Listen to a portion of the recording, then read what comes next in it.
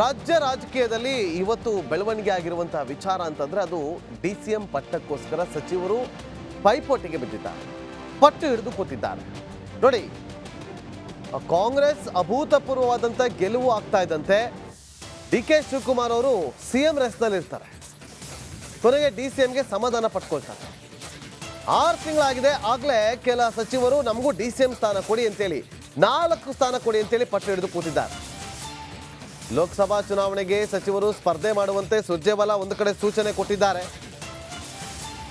ದೆಹಲಿ ನಾಯಕರು ನಿರ್ದೇಶನ ಕೊಟ್ಟರೆ ನೋ ಅಂತ ಹೇಳ್ತಿದ್ದಾರೆ. ನಮಗೆ ಲೋಕಸಭಾ ಸ್ಪರ್ಧೆ ಬಗ್ಗೆ ಒಲವಿಲ್ಲ ಅಂತ ಹೇಳಿದ್ದಾರೆ ನೇರವಾಗಿ. ಟಿಕೆಟ್ ಬಿಟ್ಟು ಡಿಸಿಎಂ ಬೇಡಿಕೆಯನ್ನು ಇಟ್ಟಿದ್ದಾರೆ. ಸಿದ್ದು ಬಣದ ಸಚಿವರು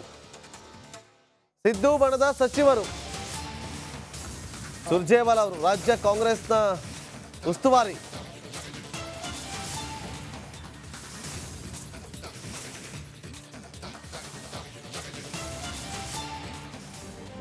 ಇವತ್ತು ಬೇಡಿಕೆ ಇಟ್ಟಿರುವಂಥವರು 4 ಜನ ಸಚಿವರು ಇವತ್ತು ಡಿಸಿಎಂ ಪಟ್ಟಕ್ಕೋಸ್ಕರ ಡಿಮ್ಯಾಂಡ್ ಮಾಡ್ತಿದ್ದಾರೆ. ಆ ಸಚಿವರಿಗೆ ಲೋಕಸಭೆಯಲ್ಲಿ ನಿಲ್ಲಿಸೋದಕ್ಕೆ ಕಾಂಗ್ರೆಸ್ನ ಹೈಕಮಾಂಡ್ ಪ್ಲಾನ್ ಮಾಡ್ತಾ ಇದ್ರೆ, ನೀವು ನಿಂತ್ಕೊಳ್ಳಿ ಲೋಕಸಭಾ ಚುನಾವಣೆಯಲ್ಲಿ ಅಂತ ಹೇಳಿದ್ರೆ, ಇಲ್ಲ ನಾವು ನಿಲ್ಲೋದಿಲ್ಲ, ನಮಗೆ ಡಿಸಿಎಂ ಸಾಕು, ನಮ್ಮ ಲೋಕಸಭಾ ಮೇಲೆಲ್ಲ ಇಂಟ್ರೆಸ್ಟ್ ಇಲ್ಲ ಅಂತ ನೇರವಾಗಿ ಕಡ್ಡಿ ತುಂಡಾದಂತ ಹೇಳಿದ್ದಾರೆ. ಸುರ್ಜೇವಾಲಾಗೆ ಆಯ್ಕೆ ಬಿಟ್ಟು ಕೊಟ್ಟಿದ್ದಾರೆ ರಾಜ್ಯ ಸಚಿವರು. ಜನವರಿ 11ಕ್ಕೆ ದೆಹಲಿಗೆ ಬರೋದಕ್ಕೆ ರಾಜ್ಯ ಸಚಿವರಿಗೆ ಹೈಕಮಾಂಡ್ ಬುಲಾವ್ ಕೊಟ್ಟಿದೆ. ಯಾಕೆ ಗೊತ್ತಾ? ನೀವು ನಮಗೆ ಡಿಸಿಎಂ ಸ್ಥಾನ ಕೊಡಿ, ನಿಮಗೆ 20 ಸ್ಥಾನಗಳಲ್ಲಿ ಗೆದ್ಕೊಂಡು ಬರೋದಕ್ಕೆ ನಾವು ಕೆಲಸ ಮಾಡ್ತೀವಿ ಅಂತ ಹೇಳಿದ್ದಾರೆ. ಸೊ ಹೀಗಾಗಿ 28 ಸಚಿವರು ದೆಹಲಿಗೆ ಬರಬೇಕು, ಭಾಗಿಯಾಗಬೇಕು ಅಂತೇಳಿ ಹೈಕಮಾಂಡ್ ಸೂಚನೆ ಕೊಟ್ಟಿದೆ. 11ನೇ ತಾರೀಕು ಎಲ್ಲರೂ ಕೂಡ ಹೊರಡಬೇಕು. ಹೋಗ್ತಾರ ಅನ್ನೋದೇ ಈಗ ಸದ್ಯಕ್ಕೆ ಎದ್ದಿರುವಂಥ ಕುತೂಹಲ. ಈ ವಿಚಾರವಾಗಿ ಮಲ್ಲಿಕಾರ್ಜುನ್ ಖರ್ಗೆ ಅವರು, ಎಐಸಿಸಿ ಅಧ್ಯಕ್ಷರು ಹಾಗೂ ಗೃಹ ಸಚಿವರಾಗಿರುವಂತಹ ಡಾಕ್ಟರ್ ಜಿ ಪರಮೇಶ್ವರ್ ಅವರು ಮಾತಾಡಿದ್ದಾರೆ. ನೋಡೋಣ ಬನ್ನಿ. ಅವ್ರಿಗೆ ಕೇಳಿ, ಸಿದ್ದರಾಮಯ್ಯ ಅಥವಾ ಶಿವಕುಮಾರ್ ಬಂದಾಗ ಅವ್ರಿಗೆ ಕೇಳಿದ್ರೆ ನನ್ಗೆ ಗೊತ್ತು. ಅರೆ ಎಐಸಿಸಿ ಅಧ್ಯಕ್ಷಕ್ಕೆ ಬಂದಿರಲ್ಲ, ನನ್ನ ಹತ್ರ ಏನಾರು ಬರ್ತದ, ಬಂದಿಲ್ಲ. ಸುಮ್ಮನೆ ನೋಡಿ, ಇದು ಹೂವಾಪೋವಾದ ಮೇಲೆ ಅಥವಾ ಇಂಥ ಎಲೆಕ್ಷನ್ ಟೈಮ್ನಲ್ಲಿ ಇಂಥ ವಿಚಾರಗಳನ್ನು ನಾವು ಪದೇ ತರಬಾರ್ದು.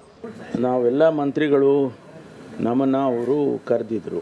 ಯಾತಕ್ಕೆ ಕರೆದಿದ್ರು ಅಂತ ಹೇಳಿದರೆ, ಲೋಕಸಭೆ ಚುನಾವಣೆ ಬರ್ತಾ ಇದೆ, ನೀವೆಲ್ಲ ಸೀನಿಯರ್ಸ್ಗಳಿದ್ದೀರಿ, ಸ್ವಲ್ಪ ಸೀರಿಯಸ್ ಆಗಿ ತೊಗೊಂಡು ಯಾವ ರೀತಿ ಮಾಡಬೇಕು ಅದನ್ನು ಚರ್ಚೆ ಮಾಡೋದಕ್ಕೆ ಕರೆದಿದ್ರು. ಆ ಸಂದರ್ಭದಲ್ಲಿ ಕೆಲವರು ಹೇಳಿದರು, ನೋಡಿ ಇನ್ನೂ ಸ್ಟ್ರೆಂಥನ್ ಮಾಡೋದಕ್ಕೆ ಇದು ಒಂದು ಭಾಗ, ಡಿಸಿಎಂ ಮಾಡೋದಿದ್ದರೆ ನೀವು ಅನುಕೂಲ ಆಗುತ್ತೆ ಅನ್ನೋ ಅಷ್ಟೇ ಪ್ರಸ್ತಾಪ ಮಾಡಿದರು. ಅದಕ್ಕಾಗಿಯೇ ಏನು ಚರ್ಚೆ ಮಾಡಿಲ್ಲ, ಅದು ಹೈಕಮಾಂಡಿಗೆ ಬಿಟ್ಟಿರ್ತಕ್ಕಂಥದ್ದು. ಅದನ್ನು ನಾವು ಸಲಹೆ ಮಾಡ್ಬೋದು, ಸಲಹೆ ಮಾಡಿದ್ದಾರೆ ಕೆಲವರು, ಅದನ್ನು ಅವ್ರು ತಗೊಳ್ಳೋದು ಬಿಡೋದು ಅವ್ರಿಗೆ ಬಿಟ್ಟಿದ್ದು. ನೋಡಿ, ಡಿಸಿಎಂ ಬೇಕು ನಮಗೂ, ನಾವು ಓಡಾಡಿದ್ದೀವಿ, ಲೋಕಸಭಾ ಚುನಾವಣೆ ಬರ್ತಾ ಇದೆ, ಓಡಾಡ್ತೀವಿ. 28 ಕ್ಷೇತ್ರಗಳಲ್ಲಿ 20 ಕ್ಷೇತ್ರಗಳನ್ನ ಗೆಲ್ಲಿಸ್ಕೊಂಡು ಬರ್ತೀವಿ ಅಂತೇಳಿ ನೇರವಾಗಿ ಡಿಮ್ಯಾಂಡ್ ಇಟ್ಟಿದ್ದಾರೆ. ಡಿಸಿಎಂ ಕೊಡಿ, ಲೋಕಸಭಾ ಚುನಾವಣೆಗೂ ಮುನ್ನ ನಮಗೆ ಡಿಸಿಎಂ ಪಟ್ಟ ಕಟ್ಟಬೇಕು ಅಂತ ಹೇಳಿದ್ದಾರೆ. ಆದರೆ ಇದಕ್ಕೆ ಡಿಸಿಎಂ ಡಿ.ಕೆ. ಶಿವಕುಮಾರ್ ಅವರು ಒಪ್ಕೊಳ್ತಾರ? ಖಂಡಿತವಾಗ್ಲೂ ಇಲ್ಲ ಅಂತ ಕೆಲ ರಾಜಕೀಯ ವಿಶ್ಲೇಷಕರು ಹೇಳ್ತಿದ್ದಾರೆ. ಸೊ ನೋಡಿ, ಒಂದು ಕಡೆ ಸಚಿವರು ಡಿಸಿಎಂ ಪಟ್ಟಕ್ಕೋಸ್ಕರ ಲಾಬಿಯನ್ನು ನಡೆಸ್ತಿದ್ದಾರೆ. 4 M B. Patil, doctor G Parameshwar, Satish Jarkiholi, Zameer Ahmed Khan, 4 ಸಮುದಾಯಕ್ಕೆ ನೀವು ಡಿಸಿಎಂ ಪಟ್ಟ ಕೊಡಿ ಅಂತೇಳಿ. ಸೊ ಇದು ರಾಜ್ಯ ಪಾಲಿಟಿಕ್ಸ್ ಬಗ್ಗೆ ರಿಪಬ್ಲಿಕನದಲ್ಲಿ ಎಕ್ಸ್ಕ್ಲೂಸಿವ್ ಸುದ್ದಿ ಈಗ ನೀವು ನೋಡ್ತಾ ಇರುವಂಥದ್ದು. ನಿನ್ನೆ ಸಚಿವರ ಮೀಟಿಂಗ್ ನಡೆದಿತ್ತು. ಆ ಸಚಿವರ ಮೀಟಿಂಗ್ ಬಳಿಕ ಮತ್ತೊಂದು ಮೀಟಿಂಗ್ ಕೂಡ ಆಗಿದೆ. ಸಿಎಂ ತೆರಳಿದ ಬಳಿಕ ಡಿಸಿಎಂ ಜೊತೆ 1-to-1 ಮೀಟಿಂಗ್ ಮಾಡಿದ್ದಾರೆ ಸುರ್ಜೇವಾಲಾ ಅವರು.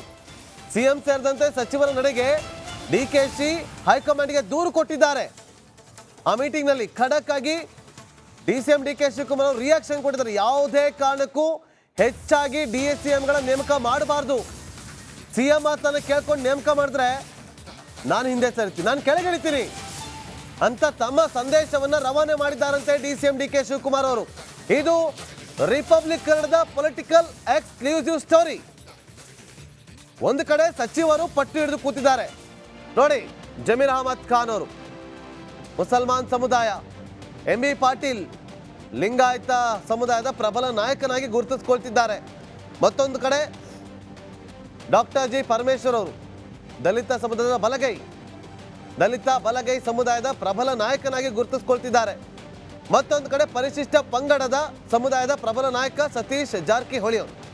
4 ಸಮುದಾಯಕ್ಕೆ ಈ 4 ಜನ ಸಚಿವರಿಗೆ ಸಚಿವ ಸ್ಥಾನ ಕೊಡಿ, ನೀವು ನಮಗೆ DCM ಸ್ಥಾನ ಕೊಡಿ, ನೀವು DCM ಸ್ಥಾನ ಕೊಟ್ಟರೆ DCM ಪಟ್ಟ ಕಟ್ಟಿದ್ರೆ ನಿಮಗೆ ನಮ್ಮ ಸಮುದಾಯದ ಮತಗಳು ಬೀಳುತ್ತೆ ಅಂತೇಳಿ ಹೈಕಮಾಂಡ್ಗೆ ಅವರು ನೇರವಾಗಿ ಹೇಳಿದ್ದಾರೆ.